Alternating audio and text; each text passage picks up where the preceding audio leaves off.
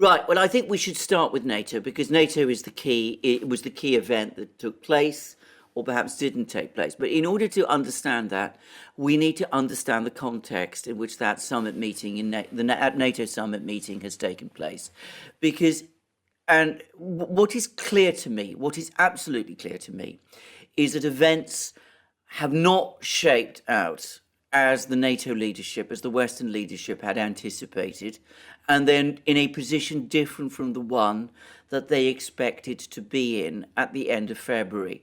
Now, I'm not saying that off the top of my head. I've actually read articles in the Financial Times and in Reuters and in other places which say as much. The assumption was, as we've discussed many times in various programs and as we discussed at the time, that when they rolled out the sanctions against the Russian central bank, that would precipitate a massive economic crisis in Russia, that there would be enormous pressure on the Kremlin, that the military operation would be scaled down, and there would be a political crisis causing Putin to leave. It hasn't turned out that way. Things have proved quite otherwise. The ruble continues to strengthen. It's now, I think, at its strongest point since January. The Russian economy looks stable. It's clearly going to face a serious recession. But the Russian Prime Minister, Mishustin, gave an address to the Russian government in which he said that there would be a period of stress within the economy of about six months to a year, and then all the various import substitution programs, the turnaround in the consumer goods production, all of those things would start to kick in. So there isn't that economic crash in Russia. There isn't that total economic breakdown that they expected. Also, despite all the propaganda we've been hearing, the military situation on the ground is turning increasingly bad from their point of view. Earlier today, I got a report that Mariupol is now 98% under Russian control. Ukrainians are bottled up in two factories, basically, the Azovstal works and the Ilich works, and both of them are being stormed. In addition, there's been this extremely serious advance by the Russians from south, from Izium towards Kramatorsk, which is now clearly becoming the center, if you like, of the pocket, the Ukrainian pocket. The Ukrainian forces seem to be gradually consolidating there. And I have to say, it increasingly looks like they're going to make their last stand there, at least the forces, I should stress, in Donbass. And in the meantime, it's clear that Ukraine has run out of fuel for its military and is running out of armored vehicles. Now, the Russians claim that they've destroyed 2,000 out of Ukraine's pre-war armored vehicle fleet of 2,500. So you're starting to see Ukrainian troops moving around the country. They're short of fuel, they're short of armored vehicles. They're having to do this in civilian vehicles instead. So we have an economic situation which is different from the one that they expected themselves to be in. There's a military situation which is different from the one they expected to be in, because they didn't expect that the war would continue in this kind of way. And of course, on top of that, there's increasing concerns about the economic damage to the West, especially to Europe. There was another article in the Financial Times which straightforwardly admitted that there is no substitute. Europe does not have any alternative to Russian gas. And, all that we've been hearing about liquefied natural gas, about more gas from Algeria and more gas from Norway and more gas from Azerbaijan has no reality behind it. So this article was talking quite straightforwardly about the fact that, big industrial factories in Germany will have to shut in the winter in order to make sure that German households continue to be fed with energy if things continue as they are, which they won't, by the way. But anyway, all of this is going on. So they are now in a very difficult position. So what do? they're now talking about sending heavy weapons to Ukraine, something which they'd previously said they wouldn't do. They've sent up to now anti-tank weapons and anti-aircraft weapons. But now they're for the first time talking about sending infantry fighting vehicles, tanks, those sort of things.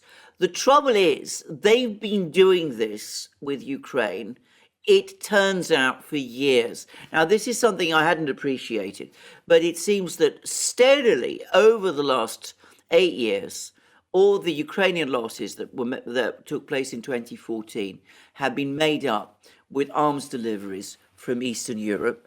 And of course, there have been more stepped up arms deliveries from Eastern Europe since since the start of this particular war. So the East European states are saying we're running out. We don't have enough tanks. We don't have infantry fighting vehicles, and anything like the numbers that are needed to make up the difference. So now the Western powers are becoming confronted with a dilemma which I don't think they ever wanted to be in, which is, do they let the situation play out, which would be politically disastrous for them, or do they find some kind of way of escalating by sending Western heavy weapons to Ukraine? So we now have this furious row in Germany about whether or not to send to Ukraine these 100 old Marder infantry fighting vehicles. The Greens, who are massively invested now politically in supporting Ukraine. I mean, if this doesn't turn out well for the Greens, then there's a very good chance we will never see the Greens in government in Germany ever again. So the Greens want to send these weapons. Scholz at the moment is extremely unhappy about doing so. I suspect he's being told increasingly by people within the SPD and probably the Free Democrats and other people within the German establishment, you've taken leave of your senses. But of course, he's weak. He's always backed down whenever he's faced with Baerbock and Habeck. He's always gone along with whatever demands they've made. And of course, the real risk is that we are going to start to see heavy weapons, Western heavy weapons, being sent to Ukraine. The problem is, yet again, and I go back to what the Financial Times was saying, there aren't that many of them. The stocks have been heavily run down since the end of the Cold War. So the other thing is, you can send German infantry fighting vehicles and British infantry fighting vehicles, but the risk you run is that they're going to be sent in penny packets, that the Russians control the skies over Ukraine. They have these enormously powerful hypersonic missiles. They can destroy them on the ground. So that then leads you, if you are going to go on escalating, to the next possibility. And then we start to get talk about, we may end up in a few weeks' time hearing more about no-fly zones, those kind of things. But that's the ladder of escalation we're on. The economic war is going badly. The military battle in Donbass is going badly. So we can't face the humiliation of complete defeat, especially by the autumn-winter period. So do we send Western weapons to Ukraine? And if we do, where do we stop? Or do we stop? Do we just go on escalating until we end up in a hot war with the Russians? And I'm afraid we're in a very dangerous situation now, because it's clear to me that there are people in the United States who, rather than face that kind of scenario of seeing everything fail, would go for a hot war with the Russians. And we see that people like Baerbock and Habeck and others find themselves in the same position in Germany. Yeah, the statement that you made about autumn and winter, I think, is the key. Yeah. And I think that's a question that a lot of people are asking, and a lot of people may be frustrated with, is what exactly are the timelines and what exactly is the goal? Because no one really knows. And, I understand the Russian military and the Kremlin has to keep things quiet and keep it played close to their chest. But my sense is that the longer this war goes, the more of a chance you're going to have for no-fly zones to get implemented and for the collective West to reach that top level of escalation. Or, well, the top level would be obviously a hot war and, God forbid, nuclear. But to get to that no-fly zone level of that escalator, the longer this drags out. And I hear autumn and winter, and I understand that the Russians may be prepared to fight this war till the autumn or winter, and even the Russian public has said as much in the latest polls. But that allowing that much time to pass in order to achieve this very interesting and general goal of demilitarization and denazification means that we are running a very, very likely risk that we're going to get to this escalator. And then I listen to what you're saying with bringing in heavy weapons, and everyone is always asking, well, how do they get them in? How are they getting them in? Through Poland? Is Russia just letting them come in? Why aren't they doing anything in the West? Why aren't they using their technology, their hypersonic missiles, in order to prevent these weapons from coming in, or sending a message to the collective West? Don't you dare. Yes. I am getting reports that the Russians are now finally starting to take out roads and railway lines from west to east, but there's just so many questions. The big concern is, as this drags on, you run these risks. Listen to this quote from Macron. Quote, "The conflict, unfortunately, will not end soon. I think we will see a very difficult situation in Donbass in the coming days and weeks." This is exactly what Newland and Sullivan and the neocons in DC want. They want a war that will drag on till the autumn or the winter. And it seems like, I mean, I don't know, but is this what Putin and the Russian generals are also looking at? And it seems like they may be playing into their hands, the neocons' hands. I'm not sure. We don't know, but I'm just speculating. No. I actually interpreted Macron's words differently. In fact, I interpreted Macron's words to mean that he expects Ukraine to be defeated in Donbass, when he says that we're going to have a very difficult situation in the next few weeks in Donbass. I think what he means by very difficult situation is that he's getting intelligence that the war in Donbass is going badly for Ukraine. That's how I see it. Now, having said that, you're absolutely right. The longer this goes on, the greater the risk of escalation. Now, the problem is not that this is what the neocons want. It's not what the neocons originally wanted. They thought in February that they would achieve what they wanted through shock and awe. And again, I want to stress, I'm not saying this off the top of my head. It's what I've been reading in places like the Financial Times. So, problem is with the neocons is that these people have no reverse gear. They will escalate. Now, I don't know whether the Russians themselves understand this. I don't know to what extent the Russians understand that, yes, the longer the war goes on, the more Ukraine gets ground down, the more it's dismantled piece by piece, the more the Ukrainian army is dismantled piece by piece, the stronger Russia economically becomes. All of those things are true from a Russian point of view.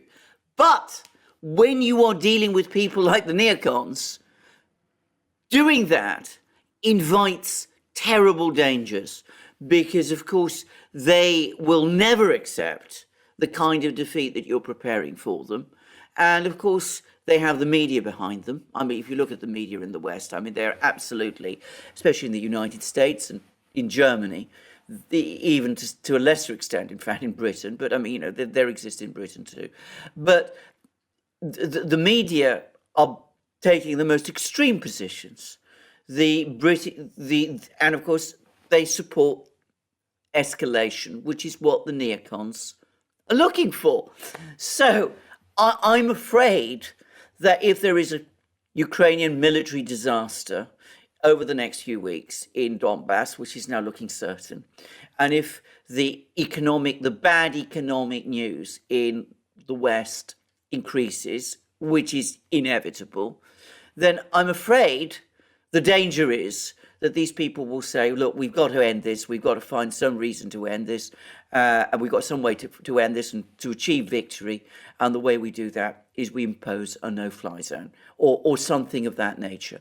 So at that point, I'm afraid we are in a situation which is unprecedented. We've never been in since the end of the Second World War.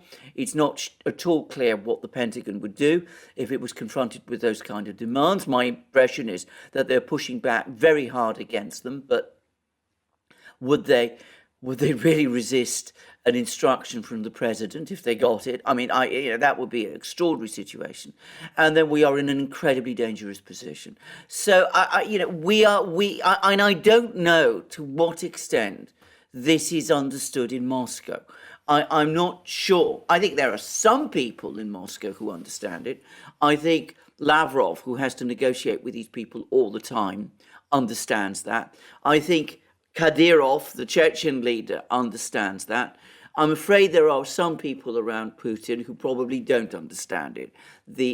His press spokesman, Peskov, whom we were talking about before, he's still trying to sound reasonable. He's still trying to say, well, we've got all these very measured and moderate projects in Ukraine. Let's see whether we can find some satisfactory compromise, which will all enable us to get back together again. I mean, it seems to me, doesn't understand it. And the big question is, does Putin? Well, yeah, I mean, someone like Peskov is definitely looking for some sort of rapprochement with Europe, which is absolutely crazy to think that he still believes there's something to be saved in that relationship. But the statements that he's been making, especially to the media in the UK, definitely signal that.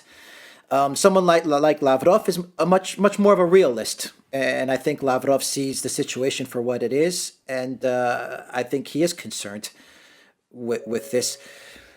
My question to you is, I think, by the way, I think so are the military. By the way, I think yes, the military are probably pushing at the bit, and of course, you mentioned the fact that they've been escalating their missile strikes. I mean, they made that demonstration with their hypersonic missiles. They attacked that base near Lviv a couple of weeks ago and killed all those mercenaries. They're probably signaling that they're able to in fact, they've said as much, that they can, in fact, intercept these arms supplies. And I think probably that's where, of course, the counter pressures would come within Moscow, that they would be saying that we just can't allow the situation to continue in this way. We've got to take a firm stand. Yeah. What I'm going to say now is maybe controversial, but let me see how I can phrase it here. We know what how the media has painted Putin as the next Hitler, and he's authoritarian and dictator. But everyone that watches this channel and me and know that Putin actually has a much different reputation inside of Russia. He's actually seen much more as a moderate figure. I'm not saying he's liberal, but he's definitely seen as someone more in the center and more moderate. Maybe over the years he's gotten a little more stiffer, let's say, over the years, but he's still seen as someone who's very much on the moderate side of things. Do you believe that knowing the original plan was to go in soft, to use maneuver warfare, like Scott Ritter said, but to go in soft, to try and capture Ukraine without having a lot of civilian casualties and infrastructure damage? Do you think that the military around Putin is starting to say, look, given the situation right now with regards to the neocons and the escalation that they want and the all-out war that they want and the all-out war that the media is pushing for, and they are pushing for all-out war, we need to become a lot harder. We need to send a much stronger signal, especially with regards to the west of Ukraine, where we're seeing a planned escalation that is taking place. That's how it seems to me, that the west is where the escalation is going to be with regards to heavy weaponry and things like this. Do you think Putin is just too soft? And do you think if he doesn't harden up the pace of things, that the public in Russia will start to say Putin is just not hard enough or strong enough. It sounds weird for me to say it, given the audience that we're speaking to, say a Western type of audience. They're going to probably hear this and they're going to say Alex has gone crazy. But there is that talk inside of Russia where they feel that Putin is not as strong with regards to these things as other people in Russia, other leaders in Russia would be.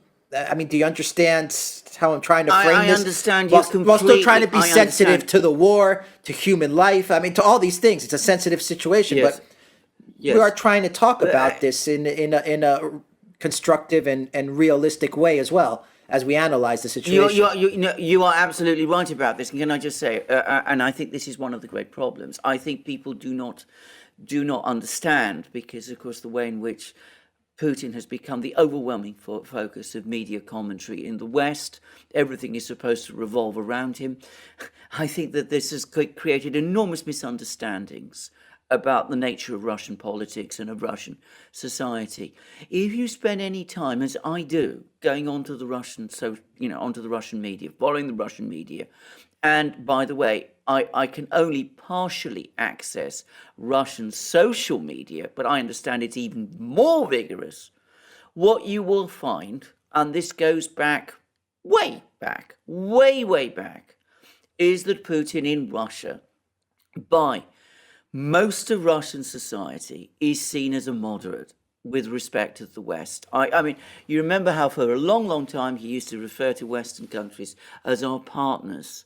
It's difficult to convey to Westerners how much that grated with Russians. I mean, it really did. I mean, it really annoyed people. If there's ever going to be a challenge to Putin, it's not going to come from the liberals, who are a discredited and isolated and marginal force within Russia. It is going to come from that patriotic wing of Russian society, not wing, but, that large force within the Russian society, which extends all the way from the Communist Party on the left, which is not like the Communist Party of the old days, all the way to people who I would unhesitatingly describe as right, and, pretty right, pretty far right. So he is increasingly looking as if he is too moderate in their eyes. And that, of course, is a real danger. If he's able to bring this thing through, if he's able to bring everything together and win that, achieve a political outcome in Ukraine, there's no doubt at all it will consolidate Russian society even further behind him. It is consolidated at the moment. But with that consolidation comes expectations that he will see this thing through. And I think that's something that, I'm not sure to what extent he understands it. Because, of course, I don't know what goes on within the Kremlin, what kind of discussions take place there. But, I presume that Putin is well enough informed to know what sentiment in Russia is. That, the mood in Russia at the moment is completely uncompromising. Now, I just wanted to say that yesterday, our very good friend, Gonzalo Lira, provided us with a link to an article by a Russian journalist, which specifically focused on sentiment within the Russian elite. This is not, the general population, which has always been increasing and has become increasingly anti-Western. It's the elite, that part of Russian society, which up to now has been most prepared to accommodate itself to the West. And even amongst that segment, opposition to the West, hostility to the West, has hardened by exponential levels over the last few weeks and months. So I do hope that Putin is informed about all of this. At least I hope. I say I hope. I mean, I presume that he's informed about this, because, of course, if he isn't, if he starts making compromises which Russian society does not accept as satisfactory, then of course he will find himself undoubtedly in a very difficult political position. And then he will be displaced by somebody much harder than himself. By the way, I have to say this. I mean, I thought Peskov, who I've never thought of much of as a press spokesman, I pay little attention to what he says. Lavrov, the foreign minister, who I think is much more authoritative figure, gave a very, very interesting comment. And he discussed the state of the negotiations with Ukraine and pointed out that it was the Ukrainians who made all the big concessions last week. But he's now made a further comment about the Ukrainians backtracking on some of those concessions under Western pressure. And he's also made it fairly clear that if there is ever a deal done with Ukraine, with the current Ukrainian government, then the Russians will insist on its enforcement. And that implies, and Lavrov's words were not difficult to pass here, that the Russian army is going to stay in Ukraine for a very, very long time, beyond Donbass. So I think that's what Lavrov expects. I think that's certainly what the military expects. I think it's also the view of Russian society in general.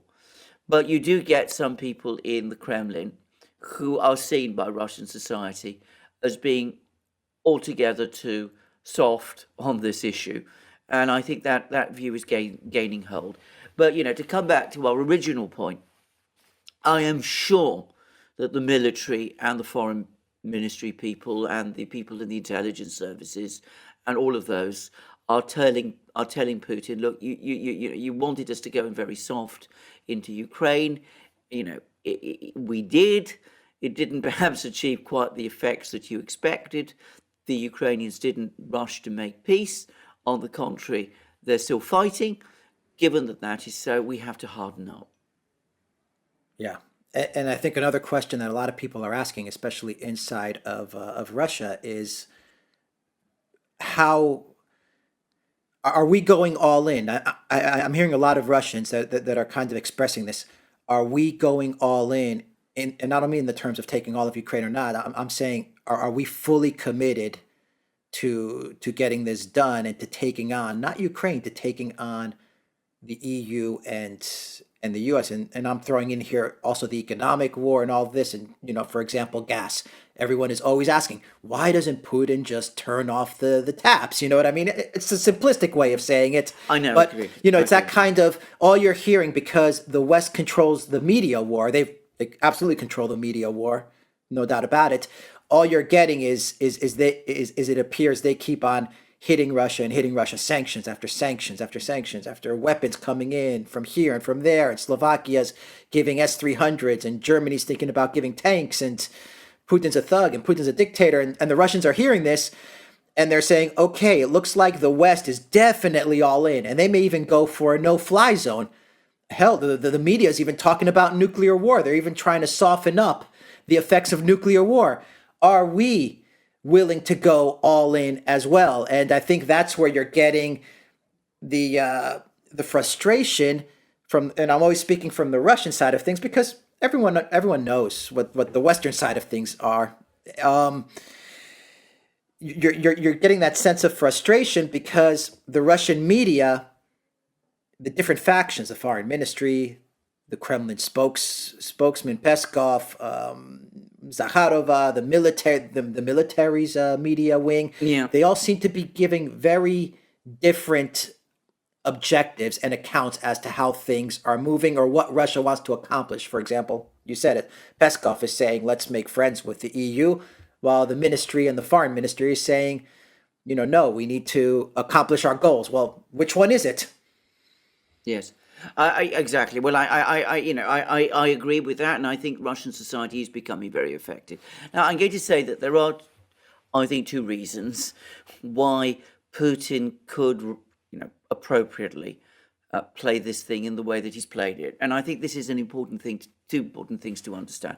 I think, from a Russian point of view, keeping the gas flowing to Europe for the moment does provide a stream of foreign currency, which is useful at this time.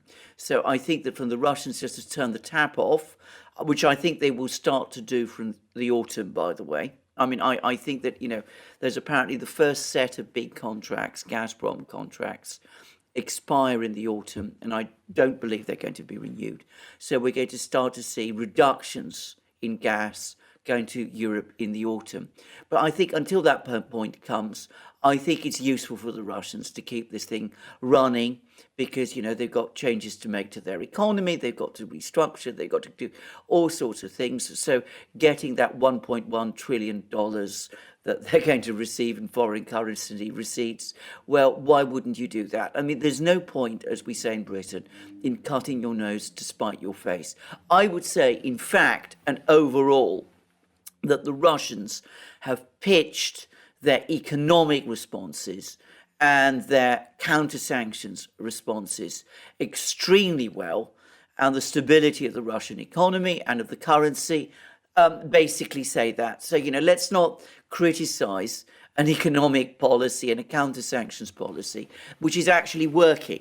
Now, the other side of it, and about going in soft, engaging Ukraine in negotiations, doing all of these things. Now, there may be more than one explanation for it. There may be an explanation that Putin himself is soft, that he's looking for a compromise, that he's going to do what Milosevic did in Serbia, which is make an agreement, which he was there was no real reason for him to make when he did make, at the end of the Yugoslav war, and which proved a disaster both for him personally and for Serbia, and that Putin is misguided and foolish and just doesn't understand this. Now, that's possible. And, we may all think of Putin as an extremely clever man, but, this is a complex and difficult situation. We don't know what kind of advice he's getting. It's possible that he's going to do that, and that that explains the mixed messaging. I'm going to offer what I actually think is the real reason and why they went in soft in the first place. And that is that they knew in the Kremlin that there would be a massive attempt by the Western powers to rally international opinion against Russia. And I think that they probably discussed this with China. I'm sure they did, in fact. They also discussed this with India. The Chinese and the Indians said to them, look, we understand what you're doing. We've, however, got our own diplomatic problems with the West. We don't want to impose sanctions on you. We don't want to isolate you. We quietly support you. But you've got to play this in a very measured way, because if you don't, we're going to be put in a very difficult position ourselves. And I think that initially, at least, that was what was governing a lot of Russian actions. And if I can just go to this latest vote that's happened in the UN General Assembly, the West pushed this vote to get Russia off this pointless talking shop, the Human Rights Council. Now, Russians care one way or the other whether they're on the Human Rights Council or not. Donald Trump actually pulled the US out of the Human Rights Council at one time. Saudi Arabia refused to take its seat in it. So, I mean, you've got that history. It's just a talking shop, basically. But it was basically an attempt to work out what the state of world opinion on this war was. And it's clear that overall support for the Western powers is declining. 140 states voted against, to criticize Russia about a couple of weeks ago. It's now fallen to 97. The number of states that either voted against this resolution or abstained was in the mid-80s. And all the big countries... 99, I've got the exact number, sorry. 99. The countries that abstained or voted against or were not present was 99. Present, exactly. Compared to 93 that voted for. So there you go. And it was all the big countries. China voted against, Indonesia abstained, India abstained, all sorts of countries which might have been expected to line up behind the West abstained. So this diplomatic strategy is working, but of course it's coming with the cost you go in soft, you engage in negotiations, you do all of these things, and that gives difficult messaging in Russia itself. And it is having an effect, undoubtedly it's having an effect on Russian morale. There is this sense that, we need to be even harder than we are being. Now, I suspect that as this war goes on, the Russians will harden in what they're doing. And I suspect also what we're going to see is that with various countries already making their feelings about this increasingly clear, we will start to see that diplomatic support for Russia harden as well, to the point where it becomes possible for the Russians to take these harder stances in terms of the military conduct of the war. Anyway, that is why I think they went in soft. I don't personally buy this view that they didn't have good intelligence about, within Ukraine. I think that they knew perfectly well that this is going to be a complex operation. And I think the way they conducted it shows it. But the Russians pursued a diplomatic strategy alongside a military one, alongside a political one, alongside an economic one. The one thing that Peskov did say in that interview, which I thought was interesting and indicative, the one point that he said, which is I thought a good one, was that the Russians have been preparing for the sanctions war, have been preparing for this particular sanctions war for about a year. So the moment the new administration, the Biden administration, took office, they realized what was happening, and they started to prepare their economy. They clearly were preparing for the military responses, and I'm sure that they were fine-tuning their diplomatic strategy as well. Now, having said that, this is just my own speculation, analysis, if you like, explanation of why the Russians have done what they've done.